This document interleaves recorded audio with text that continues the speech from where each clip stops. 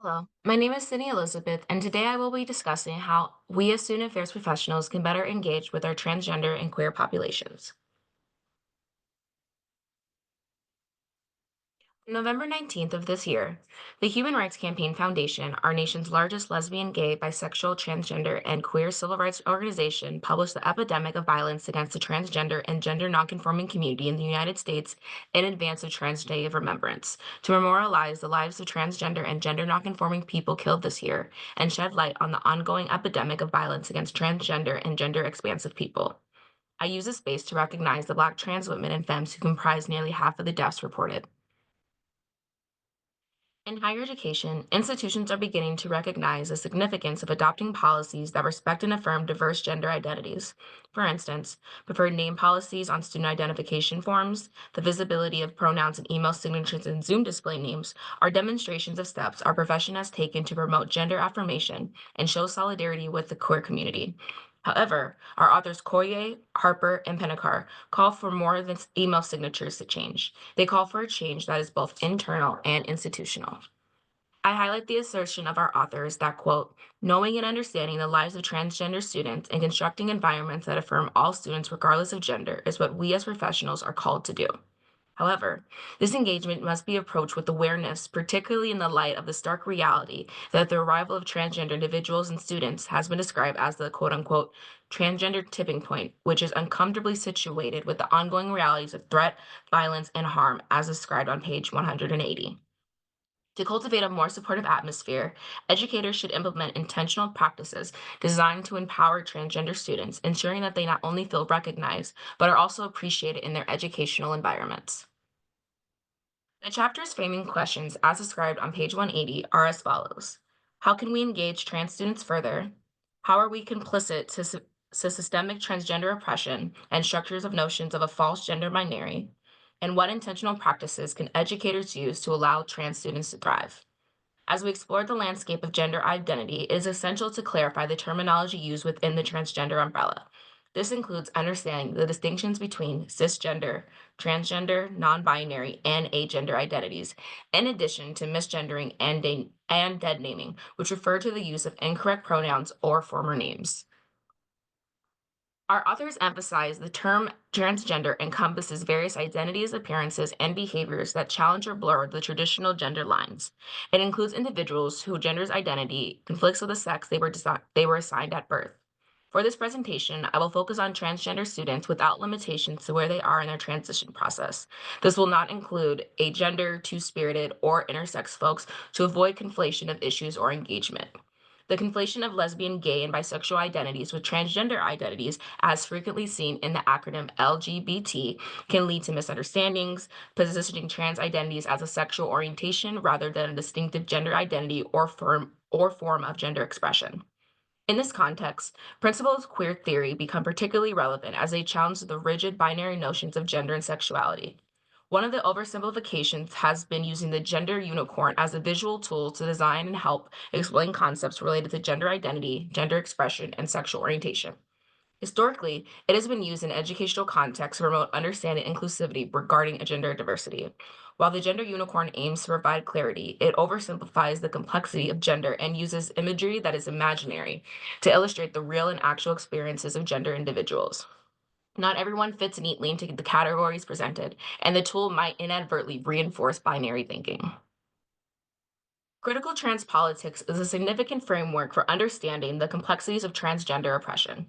The insights from queer and trans liberation legal scholar Dean Spade highlight how this oppression impacts the ability of individuals to secure proper identification documents, access appropriate sex segregated facilities, and obtain necessary health care.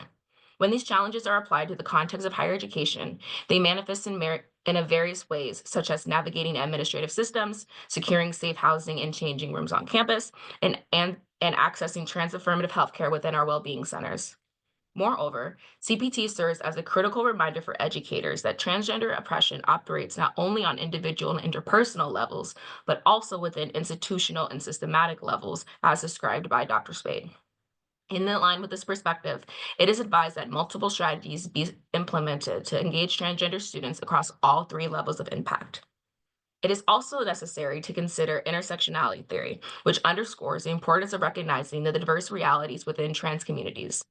Various systems of oppression often intersect with the unique and often asymmetrical experiences of individuals based off their identities. Although the existing scholarship on gender and sexuality among students remains somewhat limited, researchers have begun to explore the interconnected relationships between gender and disability, transness and race, as well as transness and sexuality. For instance, Jurian's work in 2015 introduced a dynamic perspective on sex, gender, and sexuality, emphasizing that individuals can employ these identities in many expressions. This approach encourages a deeper understanding of the fluidity of our identities and the myriad of ways that they may intersect within educational and social contexts. Finally, Dr. Nicola Zano, one of our chapter's authors, the exploration of transgender experiences on campuses highlights the persuasive influence of gender binary discourse and compulsory heterogenderism, further illustrating the ongoing issues that transgender individuals face in their academic journeys.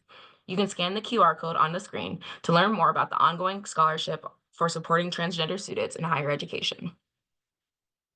Starting with the 2021 and 2022 application cycle, the Common App gave Dr. Jenny Belmy exclusive access to review de-identified data on the more than 1 million students who filled out the fall 2023 college admissions application. Bellamy's report focuses on this timeframe, as this was the first year that the Common App allowed students to indicate their sex, gender, and pronouns as a part of the application process.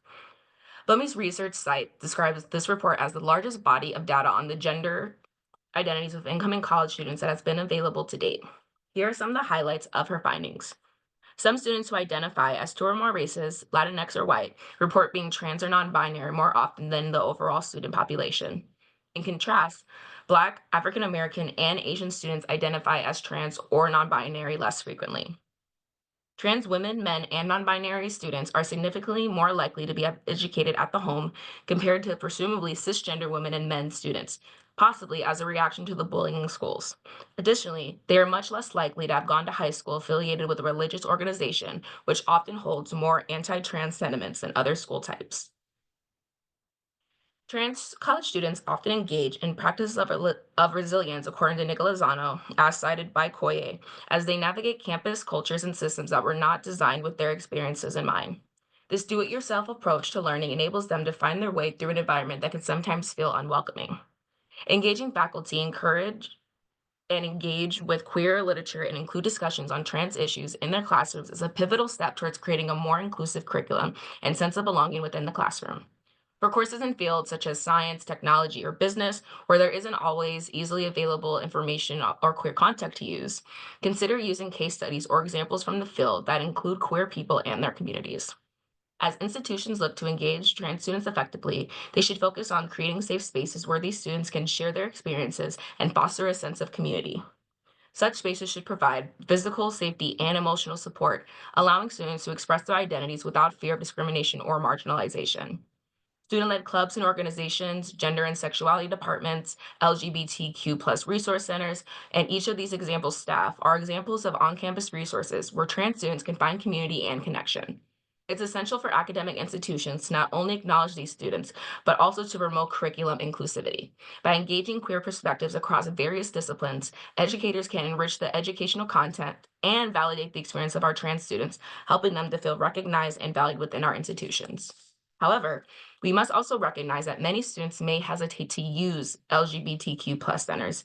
This reluctance can stem from the assumption that these centers are universally welcoming or affirming spaces for trans students, especially for those who are experiencing multiple forms of marginalization. As noted by Koye, Rankin et al. In 2010, highlighted the necessity to challenge these views and ensure that queer centers genuinely offer the support and affirming environment all our students deserve. Educators looking to support trans students must engage in intentional practices that acknowledge the complexities of intersectionality and inclusivity. As Nicolazano in 2017 argued, providing a definitive list of best practices for trans inclusion can be problematic. This list risks becoming a superficial solution, glossing over more profound issues of trans exclusion that persist within our educational frameworks. As the literature notes, the idea of providing best practices for trans inclusion is problematic.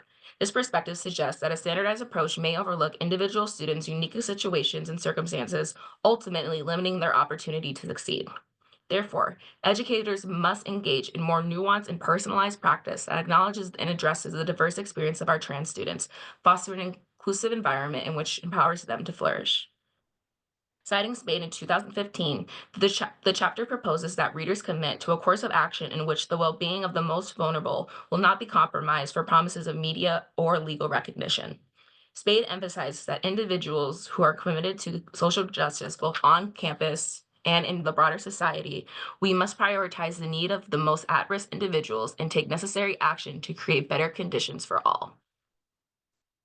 Before implementing any interventions, it is critical to recognize the ecological dynamics, institutional history, and specific limitations of the campus environment. Critical trans politics should be viewed as a continual practice that demands constant reflection and self evaluation. Thus, any initiatives taken without a comprehensive understanding of the existing climate may inadvertently perpetuate the exclusions they aim to eliminate. Moreover, policy changes alone cannot resolve the issues of inclusion or exclusion, whether they are intentional or intentional. Our authors cite Amid in 2012, which emphasizes that with institutional practices that reinforce new policies, these changes can be deemed functional and non performative. Effective institutional change must facilitate an environment where trans students can express their identities, not just their trans identities. The steps toward prioritizing the needs of trans students in higher education, as the authors suggest, are participating in gender reflective work, engaging in scholarship that is for, by, and for the betterment of trans folks, and understanding the limitations and capacities of offices and the professionals who serve trans students. A study by Tiblica and Catalano in 2018 highlights the importance of avoiding a singular point of contact within our LGBTQ centers. Graduate assistants, who are often the sole representative of these centers, may need more resources and support. This results in a self-fulfilling prophecy. If graduate assistants cannot actively engage with trans populations, those students may consequentially feel underrepresented and hesitate to utilize the available resources. The situation is exasperated when programming is predominantly influenced by whiteness, making it difficult for all students to see themselves reflected in these spaces.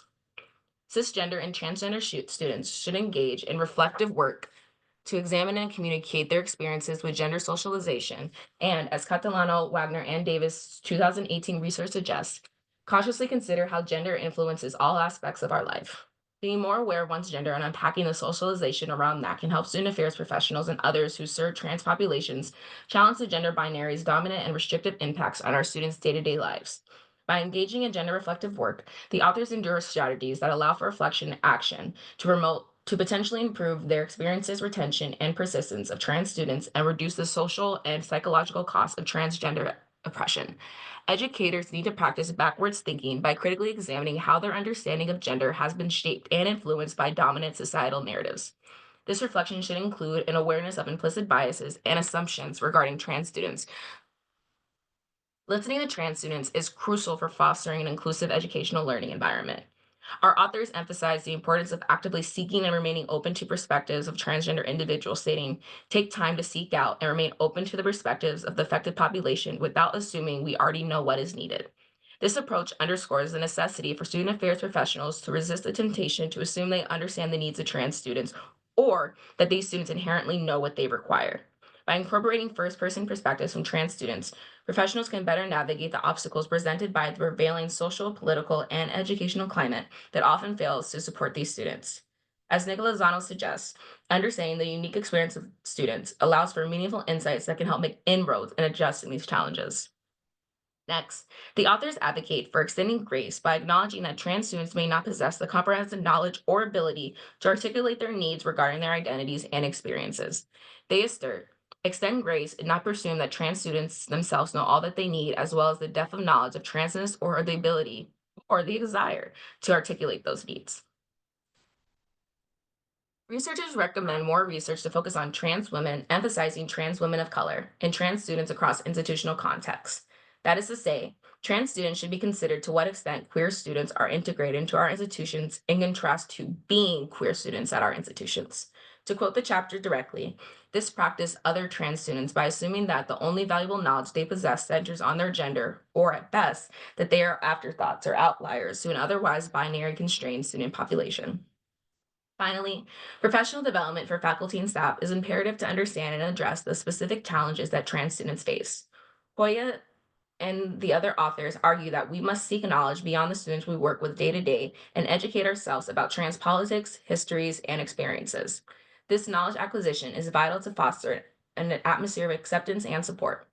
The authors warn against the ramifications of silence on these issues, explaining that whether our silence are born out of a lack of knowledge, assumptions that we already address these issues, or an attempt to wait until we are certain that trans students are even at our institution, our silence has the impact of making trans students invisible and ultimately underserved.